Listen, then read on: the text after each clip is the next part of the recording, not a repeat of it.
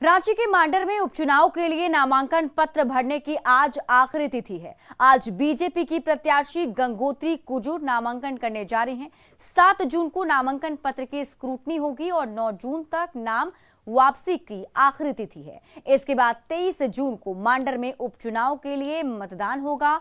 एक तरफ जहां बंधु तिर्की की बेटी शिल्पी नेहा तिर्की कांग्रेस से चुनावी मैदान में उतर चुकी हैं, तो वहीं दूसरी तरफ बीजेपी की तरफ से गंगोत्री कुजूर भी उपचुनाव में अपनी किस्मत आजमा रही हैं। उपचुनाव को लेकर राजनीतिक दलों की तैयारियों पर अधिक जानकारी दे रहे हैं रांची संवाददाता कोमल बहल।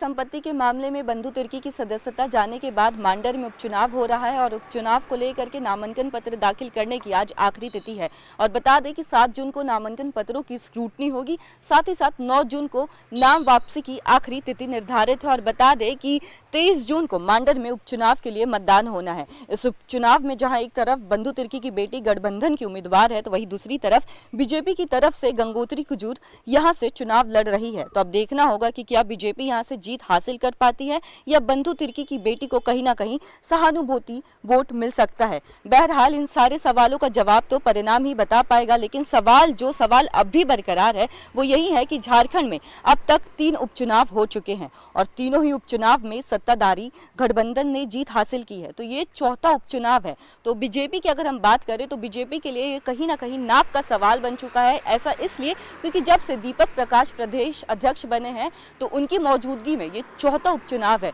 तो अगर बीजेपी जीत हासिल करती है तो ये उनकी पहली जीत हासिल होगी और अगर हारती है तो ये लगातार उनकी चौथी हार होगी।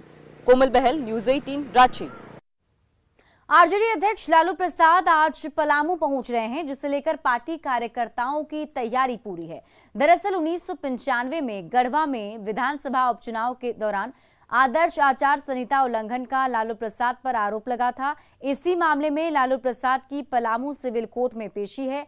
गढ़वा के गोविंद हाई स्कूल में चुनावी सभा के दौरान हेलीकॉप्टर को निर्धारित स्थल से दूर खेत में उतारा गया था, जिसे लेकर उन पर मामला दर्ज किया गया था। आज शाम पलामू पहुंच रहे लालू प्रसाद 3 दिनों तक पलामू के दौरे पर रहेंगे। इसे लेकर आरजेडी के कई नेता पलामू पहुंच रहे हैं। वहीं लालू प्रसाद कल पार्टी कार्यकर्ताओं के साथ संवाद भी करेंगे।